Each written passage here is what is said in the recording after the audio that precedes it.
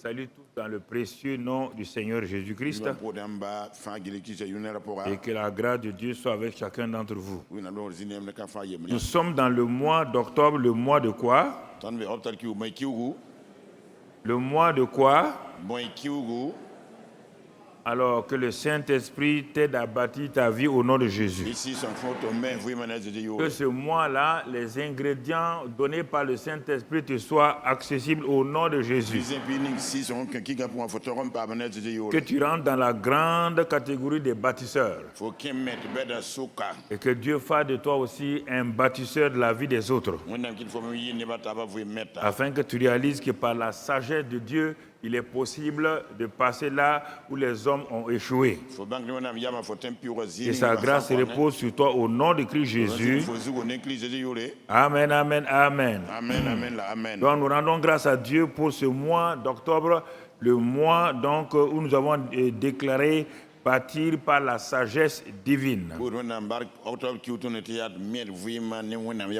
Et nous avons dit que depuis que nous avons commencé sur la sagesse, nous avons parlé dans Proverbe 9, verset 1, que la sagesse a bâti sa maison, elle a taillé ses 7 colonnes. Et il est important que nous comprenions cela. Dieu nous dit dans le livre des Proverbes encore que puisque la sagesse bâtit sa maison, elle a taillé ses 7 colonnes, c'est parce que la sagesse est la clé, est la chose la plus importante. Si Dieu même, il a tout fait par la sagesse.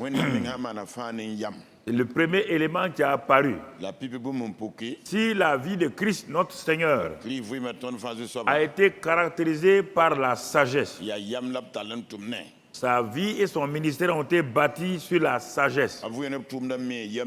Et il nous dit à nous que s'il te manque la sagesse, car c'est la sagesse qui est l'instrument pour bâtir chaque aspect de ta vie. S'il te manque la sagesse, Dieu dit c'est la chose la plus simple. Il dit demande-la et il te donnera simplement, sans reproche. Est-ce que depuis qu'on a commencé et qu'on t'a donné le devoir sur le livre des Proverbes, est-ce que réellement tu lis chaque chapitre? Est-ce que jeune homme, tu veux avancer? Oui, tu peux avoir les diplômes. Il y a tellement de diplômés dans ce monde-là, mais on ne les voit pas. On ne les voit pas. On ne les voit pas. Ils n'affectent personne. Mais la sagesse ne peut pas rester cachée. Là où il y a la sagesse, elle se rend visible. La sagesse manifeste donc la puissance de Dieu. Là où il y a la sagesse, quel que soit l'âge de la personne, elle fait une percée au nom de Christ Jésus. La sagesse vous propulse, vous établit et vous donne une position claire. Mon frère, ma soeur, les diplômes passent. Si les gens couraient derrière la sagesse comme ils couraient derrière les diplômes, il y a longtemps, le monde aurait changé. Mon frère, si les gouvernements se basaient sur la sagesse, les pays seraient développés à longtemps. Ils ne comprennent pas la sagesse. La sagesse, mon frère, c'est l'instrument, c'est le moyen que Dieu a donné à un être humain, à une communauté, pour bâtir sa propre vie. Et quand la sagesse est là, vous la voyez se manifester partout. La sagesse sort un prisonnier de sa prison. Regarde mon frère, la sagesse a sorti un petit bout d'homme qui a été dans un puits, mis dans un, était esclave et prisonnier. Mais la sagesse l'a propulsé comme premier ministre d'un pays où il n'était pas connu. Que cette sagesse te propulse au nom de Christ Jésus. Que cette sagesse vient sur toi au nom de Christ Jésus. La sagesse a pris 4 jeunes gens dans un pays étranger. Et mon frère, ma soeur, les pouvoirs ont changé. Dans ce pays-là, les pouvoirs ont changé. Il y a eu plusieurs rois. Il y a eu le roi Nebuchadnezzar, il y a eu le roi Darius, il y a eu le roi Cyrus. Les pouvoirs ont changé, mais la sagesse de Daniel n'a jamais changé. Daniel est passé à travers les trois pouvoirs en gardant sa position. Et que cette sagesse te soit donnée aujourd'hui. Et que tu traverses toutes les périodes. Que ce que tu as bloqué, tu passes et au nom de Christ Jésus. Que la grâce de Dieu soit sur toi au nom de Christ Jésus. Mon frère, ma soeur, la sagesse a pris un jeune berger appelé David. Il n'a pas fait d'école de management, il n'a pas fait de sciences politiques, il n'a pas fait d'économie. Mais David était un simple berger. Quand Dieu lui a communiqué l'esprit de sagesse, mon frère, ce berger-là est devenu l'un des plus grands rois de la terre. Et son futur sera dans la Nouvelle Jérusalem. Il a traversé la terre, traversé l'éternité et il reviendra sur la terre pour régner encore avec lui. Que cette sagesse te soit communiquée. Que tu aspires après cette sagesse-là. Qu'elle se développe en toi. Qu'elle se manifeste en toi. Et que tu ne manques jamais de cette sagesse. Et que les gens voient cette sagesse dans ta vie au nom de Christ Jésus. Qu'ils puissent voir la gloire de Dieu qui repose sur toi. Puisque la sagesse met la couronne sur ta tête. Que tu sois couronné. Que tu sois élevé. La sagesse met dans ta main droite. Elle met la longue vie. Elle met dans ta main gauche. Elle te met la prospérité. Que cette sagesse soit sur toi. Devant toi, la sagesse t'ouvre le chemin. Derrière toi, la sagesse te protège. Et c'est pourquoi, mon frère, nous sommes dans la sagesse. Nous sommes heureux dans la sagesse. La sagesse te fait faire des inventions. Jeune homme, même quand tu auras tous les diplômes, tu ne pourras pas être un inventeur. Attache-toi à la sagesse, tu seras un grand inventeur. Tu seras dans le prix Nobel. Et les gens vont te reconnaître. Et la grâce de Dieu sera sur toi. Tel est, dans ce mois d'octobre-là, ce que Dieu fera pour toi. Tes affaires vont prospérer. Le patron qui t'a bloqué là, on va le débloquer. Et tu vas passer et t'asseoir. Quiconque est contre toi, par ta sagesse, sera mis de côté. Dieu t'ouvre un nouveau chemin. Un chemin de la grâce. Un chemin de l'amour. Un chemin de la victoire. Un chemin où il y a le succès. Dans le nom de Christ Jésus, j'ai proclamé et cela est accompli. Reçois cela ce matin au nom de Christ Jésus. Au nom de Christ Jésus. Alléluia. Amen. Alléluia. Alléluia. Alléluia. Cela est accompli au nom de Jésus. Alléluia. Alléluia. Je vais te montrer maintenant comment cela est accompli, comment tu vas aller pas à pas. Cela est déjà une réalité. C'est déjà une réalité pour toi. N'aie pas peur, mon frère. N'aie pas peur, ma soeur. C'est cela qui nous permet d'avancer. Les gens ne comprennent pas. On dit, les gens ils font quoi? On ne fait rien. On n'a rien d'autre que l'esprit de sagesse. Et quand on a ça, quand on s'attache à ça, et on voit la gloire de Dieu. Et c'est pourquoi, écoute-moi, enfant de Dieu, aujourd'hui nous allons voir, Seigneur, enseigne-moi à bâtir ma maison. Enseigne-moi simplement ma maison. Bâtir veut dire quoi? Fonder. Bâtir veut dire quoi? Et construire. Bâtir veut dire quoi? Établir. Bâtir veut dire quoi? Remplir les chambres des biens précieux. Quand tu as fini de bâtir, on voit les biens précieux dans ta vie ou dans ta maison. Quand quelqu'un a fini de bâtir sa maison, quand tu rentres, tu vois tout. Tu vois les meubles, tu vois les chambres, tu vois tout. Et c'est ça, Dieu dit, ce mois-là, tu vas bâtir donc ta vie par la sagesse divine. Et si tu ne sais pas, c'est pourquoi ce matin, comment faire, Tu pries seulement, Seigneur, enseigne-moi à bâtir ma maison. Regardons la sagesse dans l'évangile de Luc, Luc 14, verset 28. Regardons. Par l'enseignement, la sagesse est communiquée.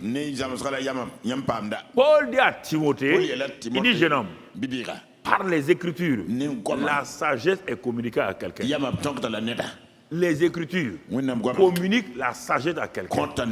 Quand on interdit les gens de lire la Bible est le livre de la sagesse.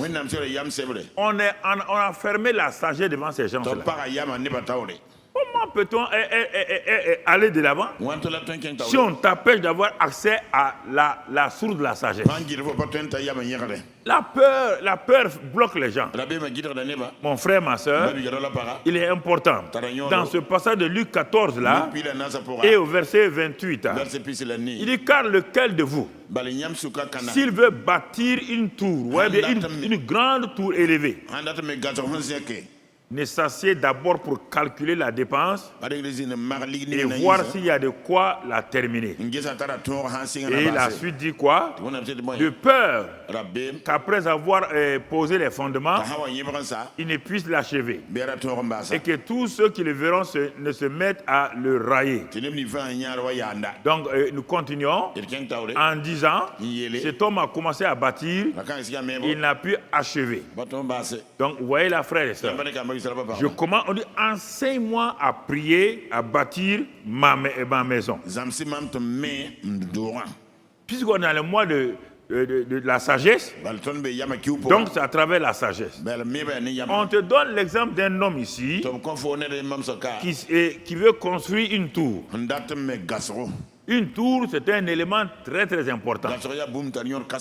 Et qui monte, qui a une hauteur très élevée et qui a un fondement profond. La Bible dit que cet homme-là, s'il a la sagesse, la première chose qu'il doit faire, c'est de s'asseoir.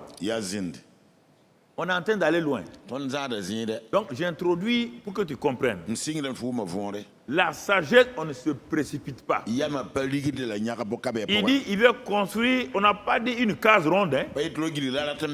On dit une tour qui va aller très haut et qui est profond. Donc on ne la construit pas comme on construit une case ronde. Ça, c'est ta vie comme cela. Ta vie a une profondeur, elle a une hauteur, elle a une largeur, elle a une longueur. Dans chaque aspect de ta vie, tu trouves ces 4 dimensions-là. Alors, mais Dieu te dit, mon enfant, ta vie là est très importante. C'est une sorte de tour que tu es en train de bâtir. Ça, c'est le premier élément pour montrer. Avant, je vais prendre les choses simples comme les maisons ordinaires. Et nous avons vu que la sagesse, c'est la science de la réflexion. Donc, dans ce passage-là, on dit que cet homme-là, et il s'est assis, il a commencé à réfléchir. Il a commencé à réfléchir. Première chose, la réflexion est le début de la manifestation de la sagesse. On a vu cela dans le livre des Proverbes plusieurs fois.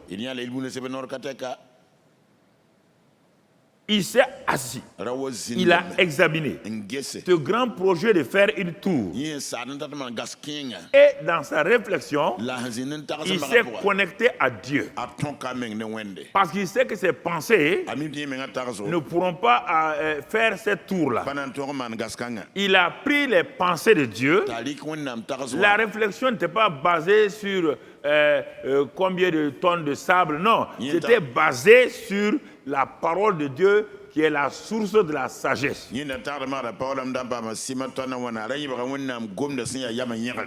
a déjà le naturel. La tour là est le naturel. Mais pour que ce naturel là soit manifesté, il faut commencer par le surnaturel de Dieu. Les gens pensent que les choses naturelles même se font par le naturel. Non. Non, mon frère. Quand tu es connecté au surnaturel de Dieu, quand tu es connecté au naturel de Dieu, les choses naturelles et scientifiques que tu fais là, c'est ça qui t'élève. Toutes ces choses que nous voyons, cette lumière-là, ça vient d'un homme qui était un simple élève, qui n'a même pas fait le CM2. Mais sa mère a pris le jeune homme et a ouvert le livre des Proverbes. L'enfant ne savait même pas lire, il s'appelle Thomas Edison. L'un des plus grands savants du monde, qui a inventé au moins 8 ou 9 choses qui ont impacté le monde. Il n'a même pas fait le CM2. C'est sa mère qui l'a sorti. L'enfant ne peut pas aller à l'école. Sa mère, qui est une simple ménagère, a ouvert le livre des Proverbes, comme je vous l'ai donné. Et chaque jour, il apprenait à son enfant à lire à travers le livre des Proverbes. L'enfant a lu d'abord. La maman dit continue de lire. Il est passé à la deuxième phase. Maintenant la compréhension. Quand il a commencé à comprendre le livre des Proverbes, quand il a vu que le livre des Proverbes rend les gens capables de faire des inventions, de faire des grandes choses, il est venu dire à sa maman, prie avec moi. Ton livre là, tu vas voir, ceux qui sont allés loin dans les études là, je vais les dominer. Les gens croient que c'est amusant. Il dit ton livre là, c'est la source même de tout ce qu'on veut dans ce monde là. Sa maman lui a montré qu'il y a un jeune homme qui s'appelle Bezalel qui a fait comme cela. Donc Thomas Edison s'est lié à ça. Il a écouté, il a regardé. Et tout de suite là, l'esprit de sagesse est venu sur lui. Il a dit, je vais inventer le néon, l'ampoule. Les gens ont dit, il n'y a pas de néon. Il dit, non, je vois le néon. Je vois le néon en moi. Les gens ont dit, non, Thomas Edison. L'électricité là, on ne peut pas la maîtriser. C'est une simple loi. Mais toute loi, on peut la manifester en matière.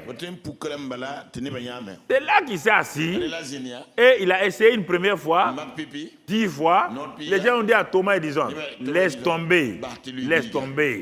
Il dit non. Et quand il a inventé donc, le néon, et ensuite toutes les ampoules là, et d'autres grandes inventions, les gens ont dit, mais où il a eu ça? Il n'a pas fait d'université, mais il a fait l'université du Saint-Esprit. Il a fait l'université de Dieu. Sois inscrit dans cette université au nom de Christ Jésus. Et tu verras la gloire de Dieu.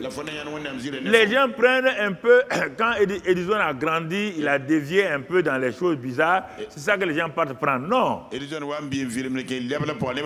Regarde son commencement. Tu ne peux pas nier le commencement de Salomon en disant que sa fin a été mauvaise.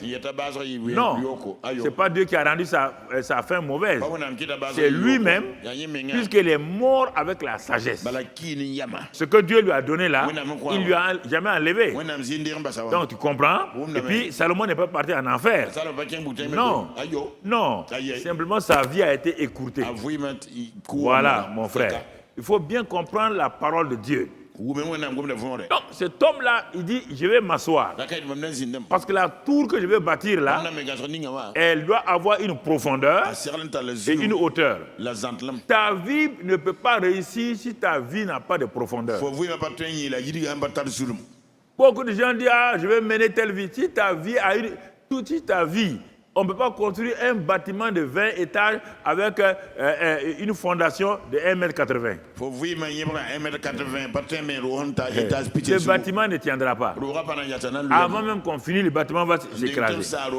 La vie d'un homme commence dans la profondeur de l'amour de Dieu. La vie d'un homme commence dans la profondeur des choses divines. Et quand les choses divines sont bien enracinées, alors le bâtiment apparaît et le bâtiment prend de l'élévation. Et quand le bâtiment est fini, mais tu sais que ta racine est profonde. C'est pourquoi, frères et sœurs, ne vous basez pas sur les choses que la tête apprend. La tête nous fait trop de mal. C'est par la tête là qu'on a des problèmes. C'est la tête là. La tête là, c'est elle qui crée des problèmes aux gens. C'est elle qui, parce que si elle n'est pas contrôlée par la parole de Dieu, la tête aime prendre son indépendance. La tête dit, moi je pense comme ça. Moi je crois comme ça. Même si ce n'est pas bon, les gens disent, moi je pense comme ça. Et les voilà patatras dans des problèmes. Donc c'est pourquoi il s'est assis, il a réfléchi. Quand il a fini de réfléchir, maintenant, la réflexion va lui donner la connaissance. La connaissance c'est quoi? C'est la science appliquée. Et il a su à travers la réflexion là, combien maintenant de tonnes de ciment, comment il doit construire la tour. Si la sagesse est là, elle va faire venir l'intelligence et la connaissance. Mon frère, ma soeur, et l'homme a construit sa tour et il a réussi. Mais la Bible dit, si cet homme-là avait dit, je vais construire une tour, et il fait creuser, il ne réfléchit pas, et il fait creuser tout juste un trou. Les gens disent, mais que veux-tu faire? Je vais faire une tour. Les gens vont rire de lui.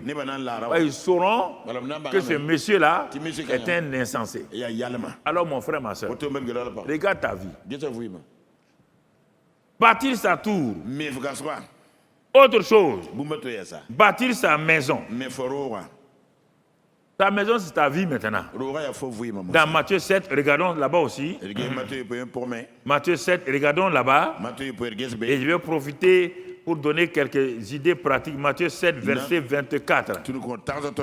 C'est pourquoi quiconque entend ces paroles que je dis et les met en pratique sera semblable à un homme sage, mais lui c'est un ami prudent, un homme sage qui a bâti sa maison sur le roc. On a dit que le premier là, il veut faire la tour. Il réfléchit. Mais on ne nous a pas dit le fondement là c'est quoi. Mais ici, il est dit que le fondement là, c'est le roc séculaire, ça veut dire Jésus-Christ, la parole de Dieu. Et c'est sur ça qu'on bâtit. On bâtit sa vie, sa famille, on bâtit son travail, ses affaires, ses études sur le roc séculaire de la parole de Dieu.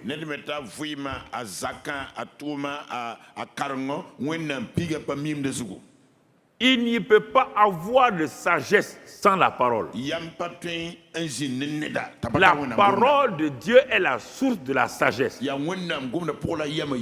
Mais attention maintenant, on n'a pas dit parole, lire la parole.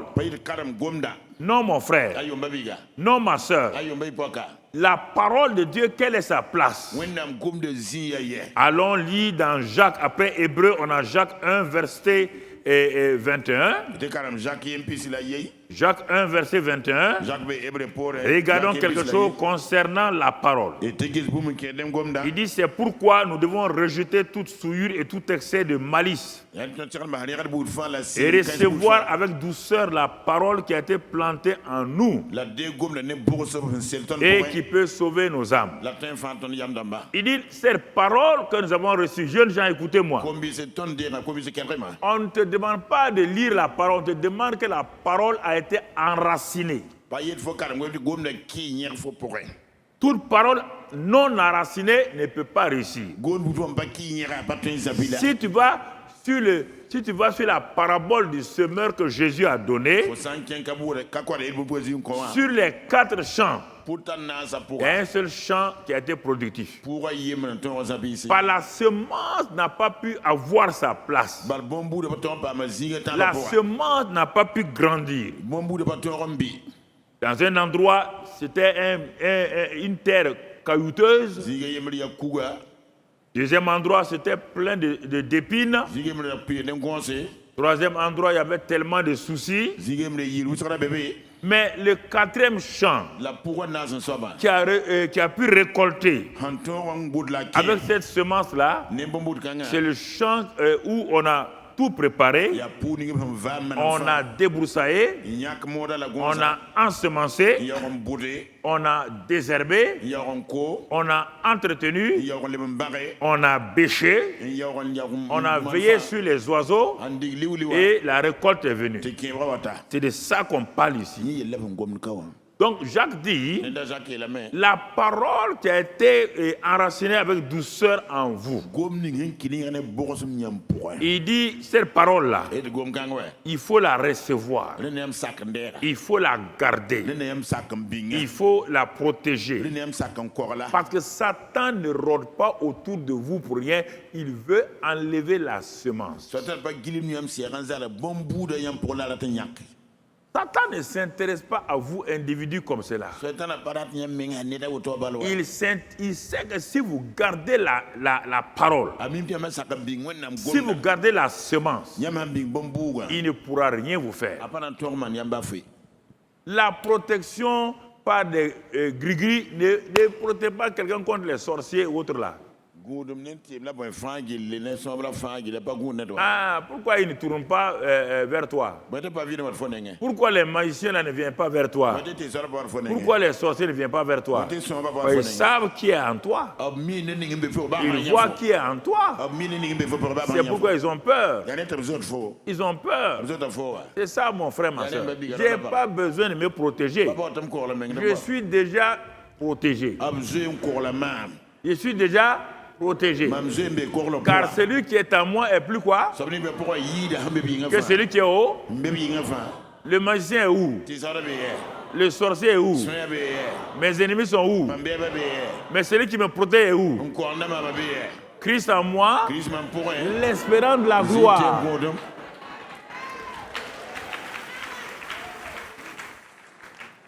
Christ en moi, l'espérant de la... Écoutez, frère, ce qui a enraciné là, c'est difficile de l'enlever. Écoutez la parole, mais ne soyez pas des auditeurs oubliés. Donc, tu vois, on revient à ce que Jacques a dit. Il dit maintenant, quand vous avez reçu la parole, il te dit au verset 22, c'est pourquoi bâtir sa vie dans le mois d'octobre là est très important. Mettez en pratique la parole.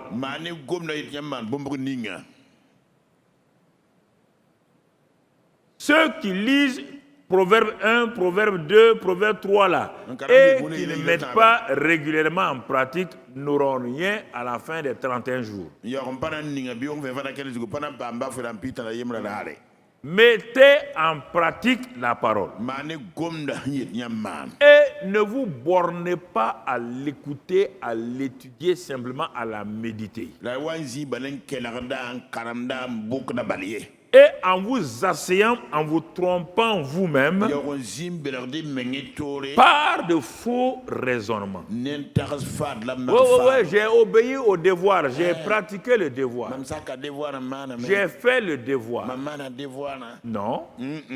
Chaque fois que tu as lu un chapitre, dans chaque chapitre, il y a au moins 5 choses que la parole te propose de faire dans ta vie.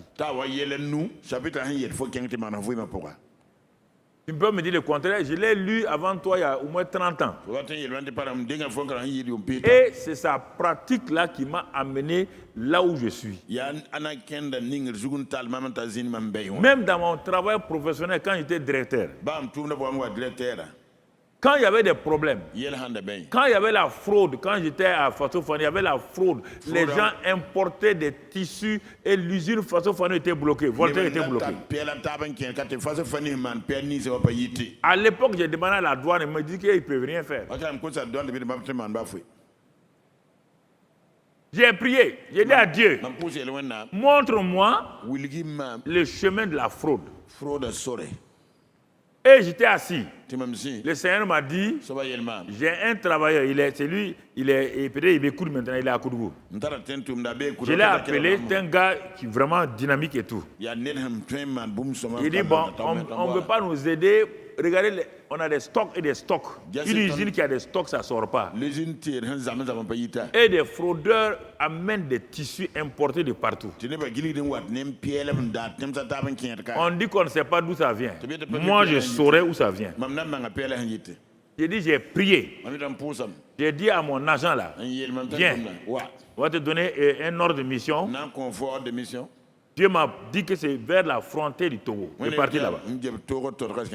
Quand tu vas partir là-bas, assois-toi. Tu verras les camions là passer. Quand ils vont passer, ils vont aller dans la région là-bas. Donc la ville de fraude là. Voilà. Vous connaissez son nom. Quand ils vont aller là-bas, rentre dans le camion là. Mais habille-toi mal, hein. Habille-toi, parle comme leur langage.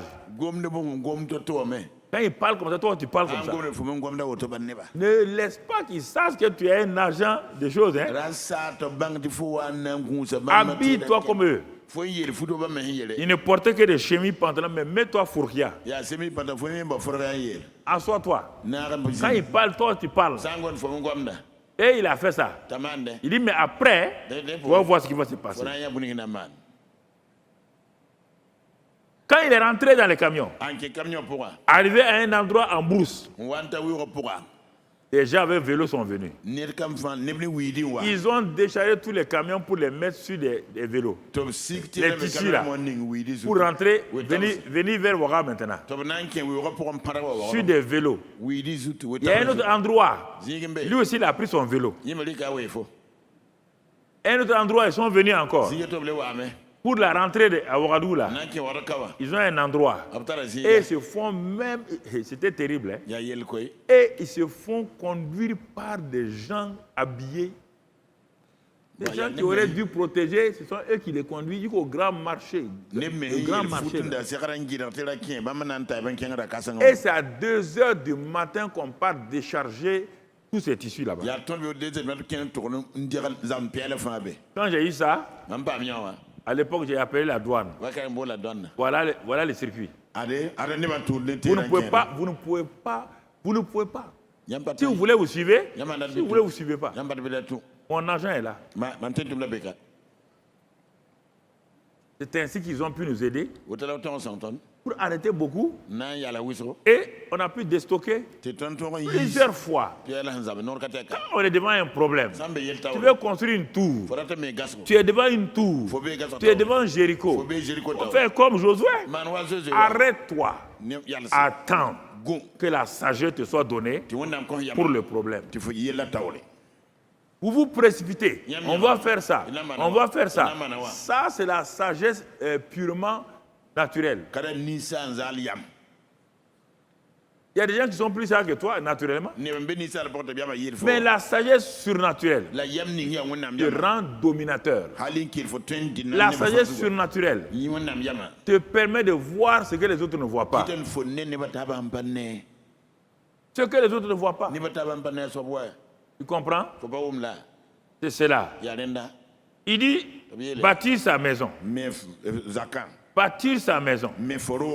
Il dit, mais il a écouté la parole et il doit garder ça au fond de lui. Mais si après, il dit, la parole est comme un miroir. Si après c'est regarder dans un miroir, regardez frères et sœurs, quand tu refuses la sagesse là, tu deviens un insensé. On te dit ici, si quelqu'un écoute la parole et ne la met pas en pratique, pour que tu comprennes, on te dit maintenant, tu ressembles à quelqu'un qui s'est levé le matin.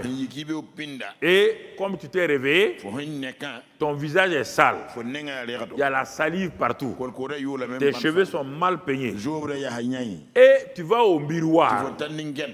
Tu entends? Tu vas au miroir. Tu regardes le miroir. Le miroir de ta salle de bain. Et En dessous de ce miroir-là, il y a un robinet. Écoute-moi, il y a un robinet. Et quand tu regardes le miroir là, tu vois la salive, tu vois des déchets dans tes yeux, tu vois que tu es mal peigné. Mais ta main droite est là sur le robinet. Mais toi, tu as regardé le miroir. Tu dis, ah, miroir, tu as raison. Mon visage est sale. Le miroir dit maintenant, si ton visage est sale, pratique. En faisant quoi? Ta main qui est posée sur le robinet là, ouvre le robinet, enlève l'eau et nettoie. Mais toi tu dis non, que tu ne crois pas que toi tu es sale, que tu ne crois pas que tu es sale. Tu t'en vas, tu mets tes habits et tu vas au bureau. Quand tu vas au bureau, ta secrétaire, tes collègues vont dire, hey, monsieur, vous n'êtes pas regardé au miroir? Oui, je me suis regardé au miroir. J'ai admiré mon miroir. J'ai nettoyé mon miroir. Il dit non, non, non, on te dit c'est pas ça. Ce n'est pas nettoyer ton miroir. Ce n'est pas regarder ton miroir. Mais qu'est-ce que le miroir t'a dit? Le miroir m'a rien dit. Le miroir ne t'a rien dit. Il dit le miroir parle. Hein? Chacun d'entre nous ici, le miroir nous a parlé ce matin. Si le miroir ne t'a pas parlé, c'est que tu es un homme insensé, tu es une femme insensée. Parce que là, regardez madame, vous êtes sale, vous avez de la salive, vos cheveux sont non peignés, les gens vont s'éloigner de toi. C'est ça qu'on te dit ici. Si tu lis les 31 chapitres du miroir de Dieu, si tu lis les 31 chapitres là, que je t'ai donné comme un devoir, si tu les lis chaque jour, tu fermes ça et tu pars, tu fais ta volonté, tu es un insensé comme cette femme là. C'est pourquoi les gens périssent. Les gens ont des problèmes en ville là. C'est à cause de ça. Ils ne croient pas. Ils ne croient pas. Mon frère, dans ce passage de Jacques là, il dit mais celui qui aura plongé les regards dans la loi parfaite, la loi de la liberté, et qui aura persévéré, il a plongé son regard. Il a bien regardé le miroir. Et le miroir lui a révélé ce qu'il y a. Maintenant, il va persévérer. En faisant quoi? En ouvrant le robinet, en enlevant l'eau et en nettoyant. Et se mettant à l'œuvre. Il se met à l'œuvre en nettoyant son visage et à se peigner. Quand donc se maquiller une femme, quand elle va quitter le miroir là, elle est une femme heureuse. Quand elle va en ville, ses collègues disent ah tu es belle, hein? Tu es belle aujourd'hui. C'est ça qu'on te dit ici. Si tu ne pratiques pas la parole, la source de la sagesse, mon frère, ma soeur, c'est un problème qui va se poser à toi. C'est un problème qui va se poser à toi. Si nous prenons le cas de la famille d'un couple, regardons un exemple. On a vu cela le mercredi passé, je crois. Il est écrit, on a vu cela dans Éphésiens, on va pas le lire encore, que la sagesse d'un homme pour avoir une famille heureuse, mon frère, c'est d'aimer sa femme. On n'a pas dit sentimentaliser sa femme. On ne parle pas de sentiments. D'aimer sa femme comme Christ a aimé l'Église. Aimer sa femme comme Christ a aimé l'Église. Un amour sacrificiel. Christ n'a pas aimé l'Église en disant oh l'Église vous dit non. Il s'est sacrifié pour elle. Il s'est livré comme un agneau. Il a pris nos péchés, il a pris nos maladies, il a pris nos souffrances, il a prouvé son amour en se livrant lui-même. Et il dit, c'est ainsi qu'un homme doit aimer sa femme. Maintenant, il se tourne vers les femmes. Il dit aux femmes, de même que ton mari doit t'aimer, comme moi j'ai aimé l'Église, toi ta part, pour que ton foyer soit heureux. Voilà ta part. Toi tu dois te soumettre à ton mari comme à Christ. Vous voyez bien les deux. On a dit l'homme doit aimer comme Christ a aimé. On dit que la femme doit se soumettre comme Christ, l'Église est soumise à Christ. Vous comprenez les mots? Dieu dit à la femme, soumets-toi à ton mari. Ça veut dire veille sur ton mari. Regarde ton mari. Prends soin de lui. Parce que l'amour du mari, il est le toit. Il protège sa famille. Mais la femme, c'est elle qui fait animer toute la maison. Il dit la femme vertueuse permet à ce que son mari soit connu au dehors. La femme vertueuse, ses enfants se lèvent et son mari se lève. Tous l'applaudissent en disant que c'est une femme extraordinaire. Mes frères et sœurs, quand on dit que la femme doit se soumettre, ça veut dire veiller, ça veut dire pratiquer les choses et pour que la famille soit heureuse. Si tu veux ça, tu lis Proverbe 31, là tu vas trouver tout là-dedans. Mais il y a des femmes qui ont mal compris ça. Par exemple, veiller sur son mari et ils surveillent leur mari. Veiller sur son mari et surveiller son mari, c'est différent.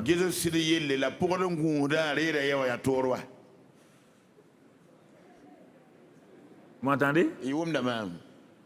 Veiller sur son mari, surveiller son mari, surveiller son téléphone, à qui il téléphone, surveiller partout où il rentre. Ça, c'est pas veiller. Hey, ne surveille pas ta femme, les maris jaloux là. Il y a des maris jaloux qui sont ici.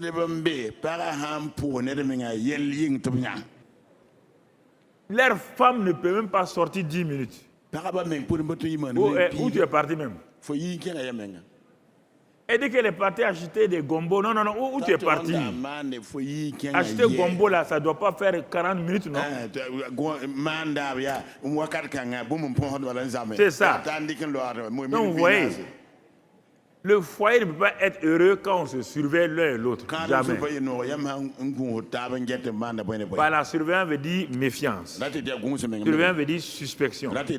Surveillance veut dire beaucoup de choses. Pas de confiance. Veille sur ta vie. Veille sur ton mari. Veille sur ta femme. Veille sur tes enfants. C'est ça que Dieu dit. Et si tu fais ça, ça c'est la sagesse qu'on a vu mercredi. Quand vous écoutez un passage, la prière ne peut pas changer un mari. La prière peut convaincre un mari de pécher. Il faut prier, Seigneur, convainc cet homme-là. Donne-lui, devant les tentations, qu'aucune tentation ne domine sa vie. Que devant toute tentation, il est la réaction de Joseph. Il est la réaction, donc, vous comprenez? C'est comme ça qu'on prie. Et cette prière-là va être entendue par Dieu. Parce que tu es en train de veiller. Veiller. Veiller. Tu veilles sur tes enfants. Ils sont sortis. On ne sait pas où ils sont partis. Ah Seigneur, je te confie chacun de mes enfants là. Tu as donné des enfants pour je te les confie. Seigneur, que là où ils veulent s'approcher des tentations, que réellement les anges que tu as placés autour d'eux là, que les anges les avertissent, que le Saint-Esprit parle à leur cœur. Car j'ai prié pour chacun d'entre eux pour qu'ils fassent ça. En ce moment-là, Dieu va continuer. Sauf si l'enfant même rejette Jésus et décide de faire ce qu'il veut, là même Dieu ne peut rien. Mais si c'est dans les tentations, Dieu peut garder ces enfants-là, ces garçons et ces filles-là, du mal. Parce que parfois, ils vont dans des endroits, ils ne savent pas qu'il y a un danger là-bas. Le Seigneur va les garder. Le Seigneur va les protéger. Quand tu mets le sang de Christ Jésus sur eux, partout où ils vont, le Saint-Esprit va se charger de tout cela. Il va les garder. Il va les protéger. Et quand ils sortent sur leur moto, sur leur voiture, il faut dire que le Seigneur t'accompagne. Il faut dire à l'enfant que le Seigneur te garde à ton aller et à ton retour. Il faut dire que le sang de l'agneau te protège partout où tu vas aller. Dans cette circulation de Ouagadougou, de Bobo de Lasso, d'Abidjan là, que le Saint-Esprit veille sur toi et que le sang de Christ Jésus soit ta protection. Chaque jour, il faut faire ça. Chaque jour, il faut faire ça. Chaque jour, il faut faire ça. Et une maman faisait ça pour ses enfants. Et un jour, son enfant a amené ses amis à la maison. Ils ont causé, la maman les a laissés et puis maintenant, l'enfant devait sortir à ses enfants, avec ses camarades. Bon, la maman ne voulait pas déranger l'enfant devant ses camarades. Comme ce sont ses camarades, ils ne sont pas tous chrétiens. Mais quand les enfants devaient sortir, l'enfant est revenu. Il dit, mais tu es quelle maman? Tu as oublié aujourd'hui de prier, de m'aider. Je ne voulais pas te déranger avec tes amis. Comme ça. Il a dit non. Il faut mettre le sang. Comme tu as l'habitude de faire là. Prie encore. Parce que nous avons vu que nous avons échappé à beaucoup de choses. On ne peut pas te dire, maman, ce qu'on a vécu parce que les mamans auront peur. Mais on a vécu beaucoup d'expériences négatives, mais on sait que c'est ta prière là que tu as faite pour nous là. C'est ça qui nous a gardés. Donc la sagesse pratique ici, c'est de veiller, de proclamer. La sagesse est tellement pratique, c'est le moyen de succès et de victoire. Ce n'est pas la peine de te coucher et soupirer, où se trouve ma fille, se trouve mon fils maintenant, soupirer, ça ne donne rien. Mets-les entre les mains du Seigneur chaque fois. Confie-les au Seigneur. Un jour, ils vont venir t'asseoir te dire, maman, mais papa, tes prières là ont une importance. Telle affaire là, j'ai failli me faire prendre. Mais Dieu m'a délivré. Dieu m'a délivré. Donc c'est pourquoi celui qui bâtit sa maison est un veilleur, est une veilleuse qui va veiller sur sa maison à travers la prière, à travers les proclamations, pour que sa maison aille de l'avant. Et 1 Corinthiens 3, toujours bâtit sa maison. 1 Corinthiens 3, verset 10. Selon la grâce de Dieu qui m'a été donnée, Paul dit, j'ai posé le fondement comme un sage architecte. Et un autre bâtit dessus.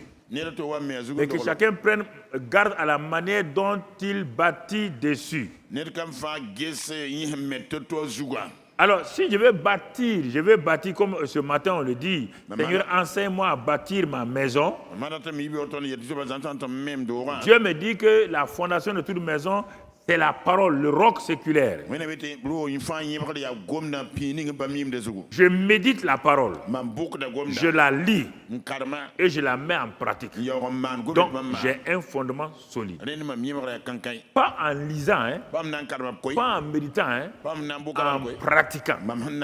En pratiquant. Ce que Dieu a dit là. C'est là que je bâtis un fondement.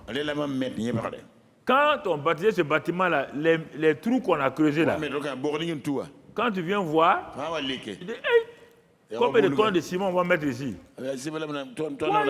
C'est beaucoup, hein? Mais les techniciens ont dit, mais sans ça là, le bâtiment ne peut pas tenir. Donc vous voyez, n'aie pas peur de prendre du temps pour bâtir le fondement de ta vie. Mets assez de béton là-dedans. Pas du sable, du béton. Mets ces choses là-dedans. Régulièrement, regarde. Quand le fondement est bien, la construction devient facile. La construction devient facile. C'est pourquoi il est écrit ici. Paul dit, j'ai posé le fondement. Mais quel est ce fondement, Paul? On revient toujours au passage. Quel est ce fondement, Paul? Il dit, et un autre bâti dessus. Allons, la suite, hein, car personne ne peut poser un autre fondement que celui qui a été posé, savoir Jésus-Christ. Le roc séculaire. Ce qu'on a vu dans Matthieu 7. Bâti sur le rocher. Jésus est le rocher. On doit bâtir sur lui. Quand on pose un fondement, le fondement Jésus-Christ, on est sûr, vérifie ta vie. Est-ce que tu as accepté Jésus-Christ réellement? Est-ce que tu as cru en lui? Est-ce que tu l'as accepté? Est-ce que tu t'es livré à Jésus-Christ? Sinon, tout le reste est une religion. C'est une religion. Ouais, j'ai entendu parler de Jésus, c'est la religion. On dit poser un fondement. Est-ce que toi, quand tu t'assois, tu peux dire tel jour, à telle heure, j'ai accepté Jésus-Christ comme l'agneau de Dieu qui ôte mes péchés. Je l'ai accepté dans mon cœur et je l'ai confessé comme Seigneur, comme celui qui est mort et qui est ressuscité, qui m'a justifié. Et j'ai dit maintenant, Seigneur, viens habiter dans mon cœur. Et à partir de ce moment-là, il y a un fondement. Mais si c'est parce que tu es né dans une famille chrétienne et tu penses que tu es chrétien, on devient chrétien. On ne naît pas chrétien. On est comme un homme neutre. Une fille neutre, un garçon neutre. On devient chrétien. On ne naît pas chrétien. Il faut arrêter ça. On devient chrétien en croyant en Jésus-Christ, en le confessant comme notre Sauveur et Seigneur.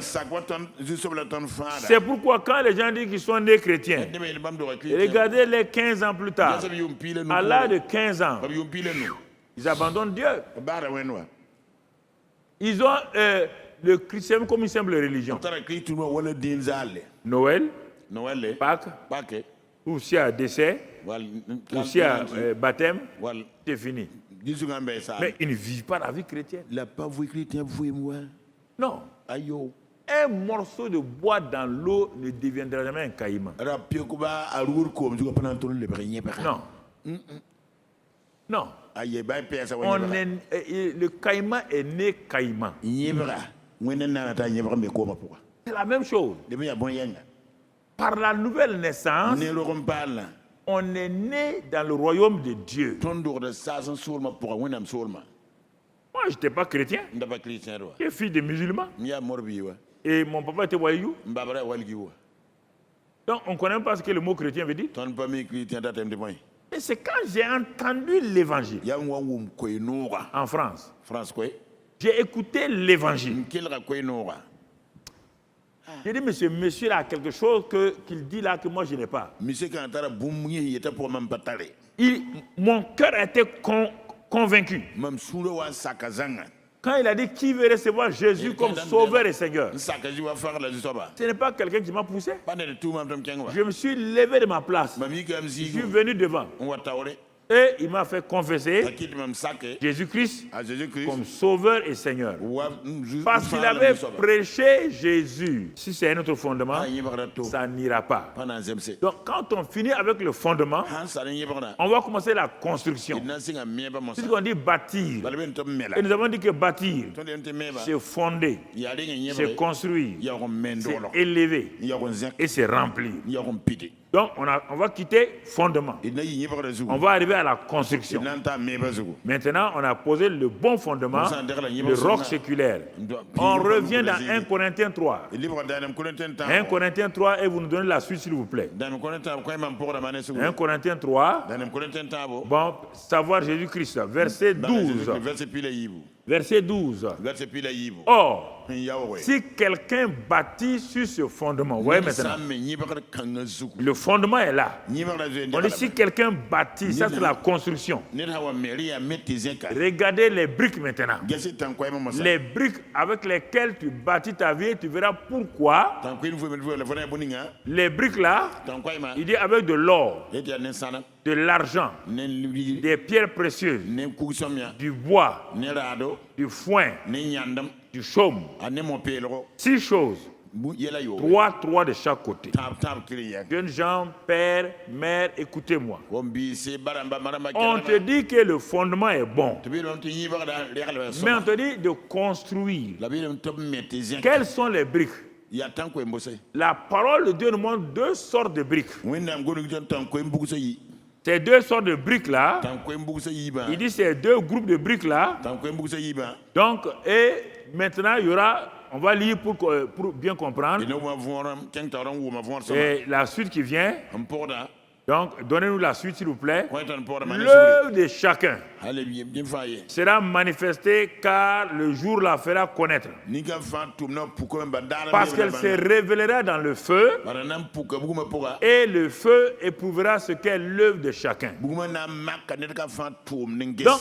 écoutez-moi, frères et sœurs. Votre vie, ce que vous bâtissez là, ça sera éprouvé par le feu et le torrent. Le torrent, c'est dans Matthieu 7, on a vu. Le torrent est venu. La maison qui n'a pas eu de fondement, le torrent l'a terrassé. Ici, on dit le fondement est bon. Maintenant, la construction là, donc il faut que d'abord le fondement soit bon, basé sur le roc, mais ce n'est pas fini. La construction, le feu peut être sur un bâtiment. Le fondement va être gardé, mais tout sera parti en fumée. Le fondement était bon, mais la construction a été mal faite. C'est de ça qu'on parle ici. C'est pourquoi ce mois-là, bâtir sa vie là, jeune fille, garçon, ne vous amusez pas avec ça. Parce que le feu viendra et le torrent viendra. Vous ne pouvez pas empêcher ça. Il dit, le feu va éprouver si votre construction est réelle. Le feu va éprouver. Et c'est pourquoi le feu éprouve les briques. Mais le feu arrive aux briques en or, en argent, pas argent papier, argent métal, ou en pierre précieuse. Qu'est-ce que les gens constatent? On dit la maison est en feu. La maison est en feu. Et le propriétaire rit. Parce qu'il a construit avec quoi? De l'or, de l'argent, des pierres précieuses. Ça, c'est Galates 5, verset 22. Ces 3 éléments-là, c'est Galates 5, verset 22. Tu notes ça simplement. On ne va pas le lire. C'est Galates 5, verset 22. Ça veut dire le fruit de l'esprit. Il a construit avec l'amour. Il a construit avec quoi? La paix. Il a construit avec quoi? Tout ce qui est dans Galates 5, verset 22. Et qu'est-ce qu'on constate? Le feu, pour que tu comprennes, le feu est venu sur l'or. L'or rit. L'argent rit. Les pierres précieuses rient. Car le feu là est en train de valoriser leur identité. C'est le feu qui donne la valeur à l'or. Allez chez tous les bijoutiers. Il n'y a pas une bijouterie où il n'y a pas de feu. Sur l'or et les diamants, autre chose, il n'y a pas une bijouterie. Le feu ne fait rien de mal à l'or. Le feu ne fait que valoriser l'or. On arrive à purifier tout, à séparer les métaux vils avec l'or. On fait fondre l'or et puis on purifie ça. On enlève les choses. Donc le feu qui vient sur quelqu'un qui est en train de bâtir avec l'or, l'argent et les pierres précieuses, le feu de l'épreuve est en train de mettre en valeur toute sa vie et ce qu'il est en train de faire dans son travail. C'est pourquoi, frères et sœurs, tes affaires sont bâties avec quelle sorte de briques? Ton travail est bâti avec quelle sorte de briques? Ta famille est bâtie avec quelle sorte de briques? C'est ça qui est important. On dit, ah, ça c'est arrivé. Non, regarde bien, les briques qui ont été utilisées pour bâtir cette maison-là, cette famille-là, ne sont pas de bonnes briques. C'est quelles sont les briques? Le bois, le foin et le chaume. Ça c'est Galates 5.19. Ça c'est Galates 5.19. Les œuvres de la chair ne peuvent pas tenir devant le feu. Alors jeunes gens, la sagesse est là devant vous. Je suis en train de mettre la sagesse entre vos mains. Si vous voulez, vous utilisez l'or, l'argent et les pierres précieuses, votre vie, votre famille, vos affaires, votre travail, votre futur, votre destinée va passer et elle sera manifestée. Mais si vous pensez qu'il y a la voie de la facilité, la voie de la facilité, c'est le bois. Construire toute sa maison en bois. Et mettre du foin. Et ensuite du chaume. Le feu qui vient là, ça devient l'élément pour le feu. Au contraire, ça va activer le feu. Regarde ta vie là où tu es actuellement. Même sans aller loin. Regarde ta vie. Pourquoi tu passes certains problèmes? Parce que tu n'as pas été sage. Tu n'as pas été sage dans tes décisions. Tu n'as pas laissé le Saint-Esprit te rendre sage. Et à cause de ça, tu as perdu beaucoup de choses. Tu as perdu beaucoup de choses.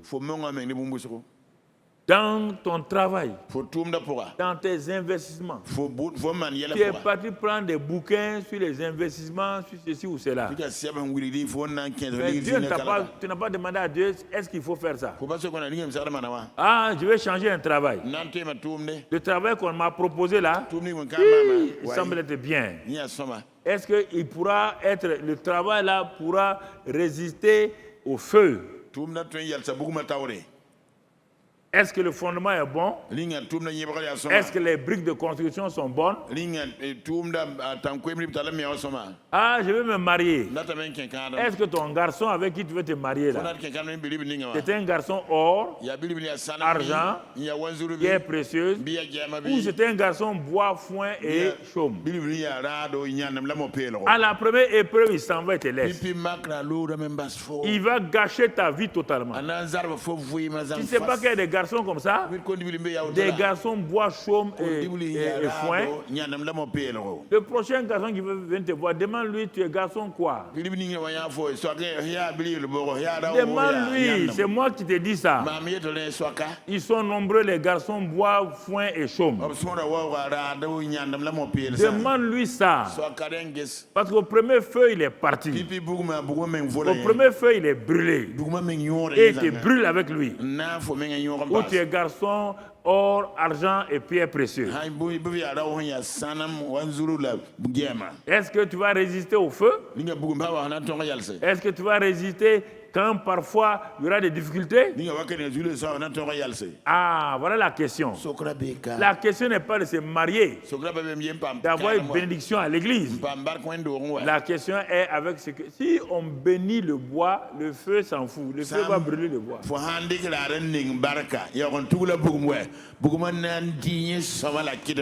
Le feu va dire, bénissez seulement. Je vais te les dévorer comme tout. Donc, vous voyez, frères et sœurs, c'est ça, bâtir sa vie dans le mois d'octobre. Dieu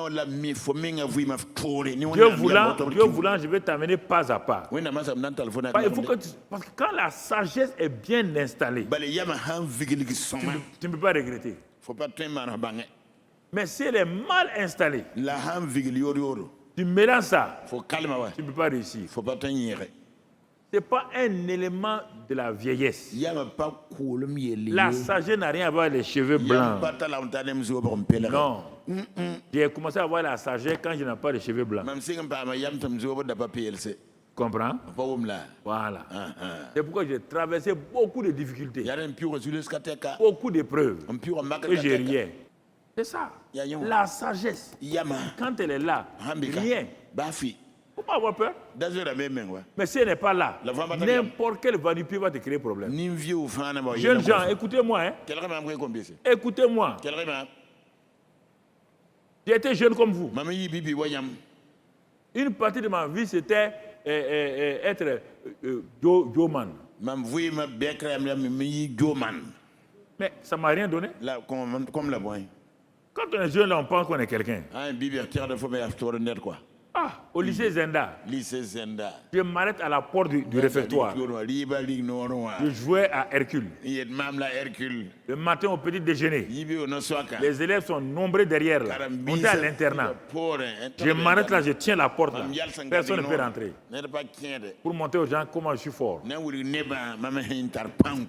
Des idées comme ça là. Je maltraitais les gens. À l'université, j'ai maltraité les gens. C'était ça. Il me manquait la sagesse. Il me manquait la sagesse. J'étais avant-centre de l'équipe handball du lycée. Quand je fonce, quand je prends la balle, le goal là, je ne cherche rien, hein, le goal là, j'envoie la balle là, puis ça fait...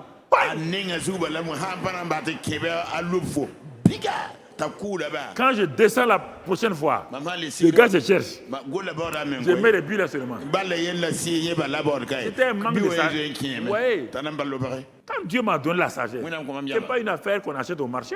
Je n'avais aucun cheveu blanc. Mais ça vient de la parole. Ça vient de la parole. Comprends? Bâtir sa vie par la sagesse.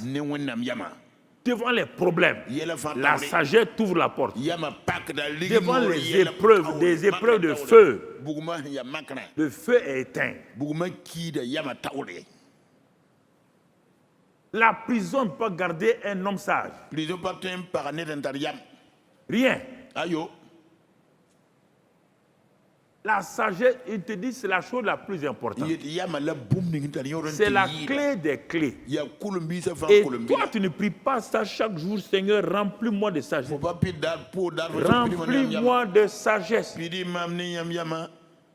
Tu me dis, donne-moi ça, donne-moi ça. On te dit, même l'argent là, si tu as la sagesse, l'argent va te chercher. On dit que si tu as la sagesse, les biens précieux vont te chercher. Toi, tu laisses la sagesse, tu cherches l'argent.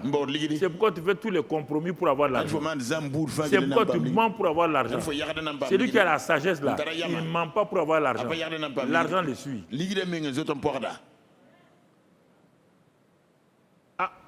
Bon.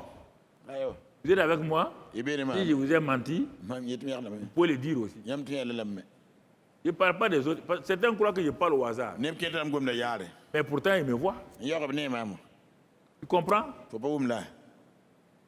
C'est important. On va terminer rapidement par deux exemples parce que le mercredi prochain, Dieu voulant, on va commencer à faire bâtir, comment les autres ont bâti leur vie. On va voir ça, Dieu voulant, le mercredi prochain. Mais on quitte notre vie personnelle. Donc, sache que tu dois bâtir ta vie avec l'or, l'argent et donc les choses précieuses de Galates 5:22. Et non pas avec du bois, du foin, Galates 5:19. Regardons deux exemples rapidement. Et les grands bâtisseurs par la sagesse divine de l'Ancien Testament. Moïse était un homme élu, choisi par Dieu. C'était un homme loin de Dieu. Et même à un moment donné, il est devenu l'ami de Dieu. Mais regardez, quand on regarde la vie de Moïse, il est arrivé à un moment donné, dans Exode 18, verset 1 jusqu'au verset 27, on ne va pas lire verset 1 à 27. À un moment donné, les Israélites ont renvoyé la femme de Moïse pendant quelque temps. Mais le beau-père de Moïse s'appelle Jéthro. Il est un prêtre de Madian. Un homme qui connaissait Dieu avec sagesse et dans la pratique. Et mais Moïse était un homme loin. Un homme qui fait des miracles. Mais c'est comme Dieu a parlé à Jéthro. Il dit, prends ta fille. Verset 1, on peut lire ça au moins. Il va prendre sa fille là pour la ramener à Moïse. Et les deux enfants de Moïse. Vous voyez bien? Parce que la femme l'avait été renvoyée. Parce qu'elle n'est pas juive.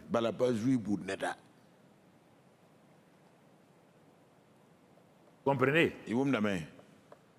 Maintenant, quand Jéthro est parti, il a trouvé que son beau-fils avait des problèmes. Ils étaient dans le désert, ils ne sont pas montés encore sur le mont Sinaï. Et Moïse se débattait pour organiser le peuple, pour avoir une vie correcte.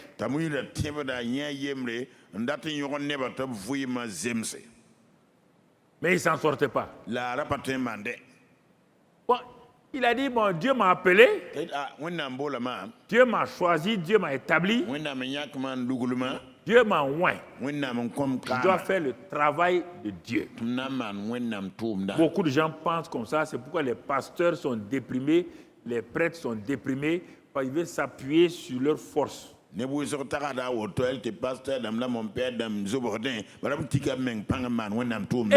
Moïse était dans ce cas-là. Non seulement sa femme n'était pas là, ses enfants n'étaient pas là. Maintenant, il s'efforce. Mais il y a une débandade dans l'assemblée. Quand Jéthro est arrivé, il s'est assis pendant une semaine. Il a regardé son beau-fils. Après, il l'a appelé. Il dit, viens ici avec tes anciens. Je vais te communiquer la sagesse divine. Tu as l'Esprit de Dieu, mais tu n'as pas su que l'Esprit de Dieu manifeste la sagesse divine. Tu as cru que l'Esprit de Dieu seulement c'est pour faire des miracles, des signes et des produits. Écoutez-moi, jeunes gens, vous voulez les signes, des miracles et vous rentrez à la maison, vous détruisez votre foyer. Ça sert à quoi?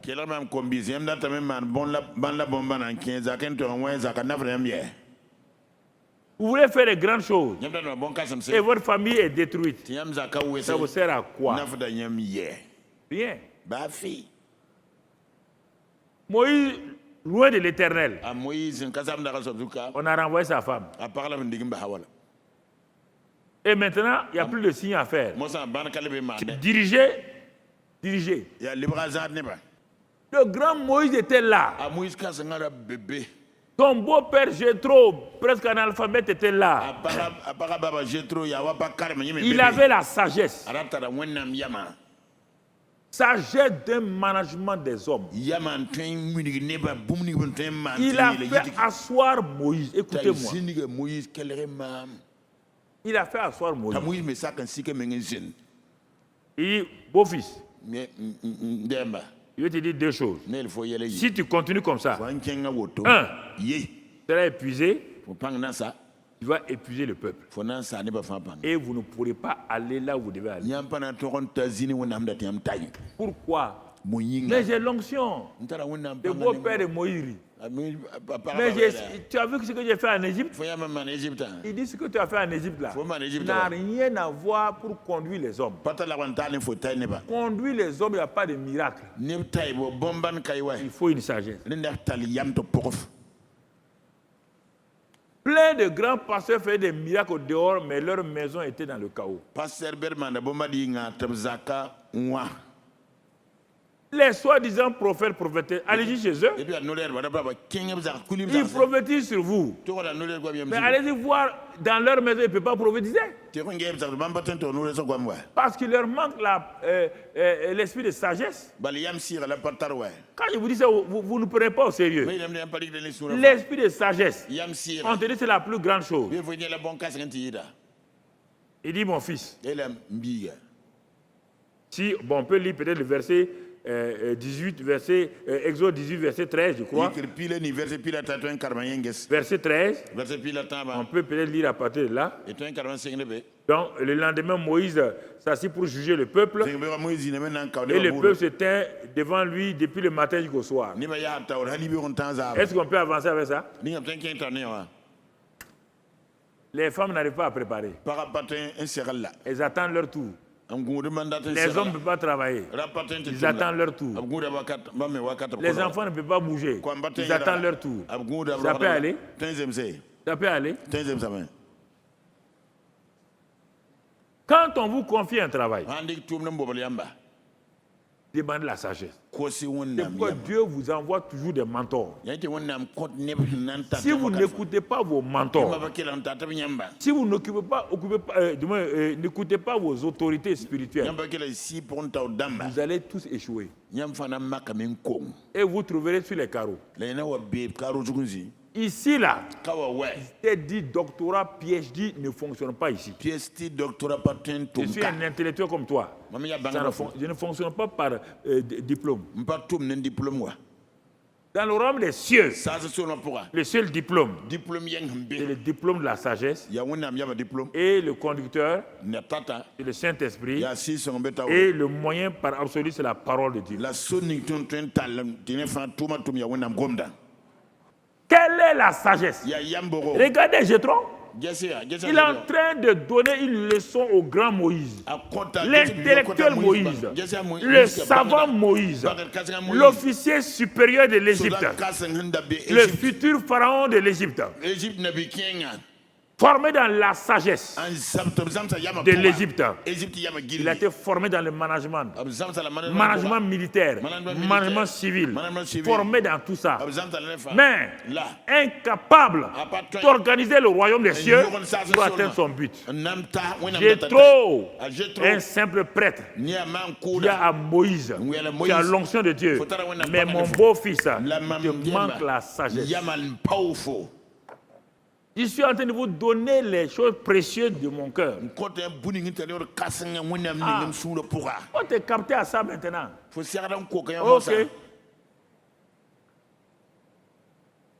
Tu comprends? C'est des choses importantes. Les départements, tout le monde, les pasteurs, les évangélistes. Parfois, vous croyez en vous-même. Vous croyez que vous avez l'onction, vous avez ça. C'est pas ça. Il a dit à Moïse, tu vas diviser en groupes spéciaux. C'est de là-bas que j'ai pris pour commencer le centre d'évangélisation. C'est ce que Jéthro a dit là. Quand j'ai commencé à enseigner, j'ai commencé la première église ici. Dieu m'a dit, retourne à ce que Jéthro a dit. Groupe de 100, groupe de 50.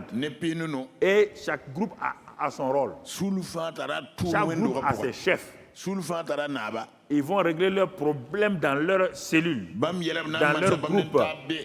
Quand ils vont régler ça là-bas, ils vont porter ça au niveau supérieur. Et après ça, tu vas avoir autour de toi un conseil des 70. 70 personnes de qui j'ai pris ton esprit pour mettre sur eux. Ah, vous entendez? Les 70 anciens là, c'est l'esprit de Moïse qui était sur eux. Pour qu'ils pensent de la même manière, qu'ils parlent de la même manière.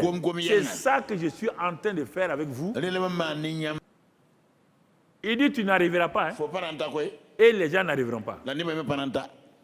Tu es incapable d'arriver sans la sagesse. Tu es incapable d'arriver sans la sagesse. Vous et moi, nous sommes incapables d'être ce que nous sommes dans le royaume sans la sagesse de Dieu. Pas vous leurrer. Hein? Prends ça au sérieux. C'est pour toi. Moi, je suis déjà arrivé. Ce n'est pas pour moi. Comprenez? Ah, quand il a fini, Josué, Jétro est parti. C'est avec ça que Moïse a conduit jusqu'à arriver à Kades Barnea. Vous avez vu? Il a commencé à mettre les gens de place, organiser la sagesse. Je vais m'arrêter là, parce que c'est tout ce que David a fait. Dieu voulant. Donc, Dieu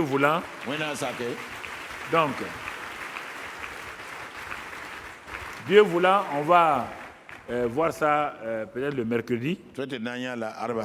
Comment bâtir pratiquement. Que la grâce de Dieu soit avec vous. Que sa paix soit sur vous. Qu'il fasse de vous des bons bâtisseurs. Bâtisseurs de votre vie personnelle. Que vous prenez ces choses-là au sérieux. Et Dieu va vous aider. La grâce va vous aider. Au nom de Jésus-Christ. Amen. Amen.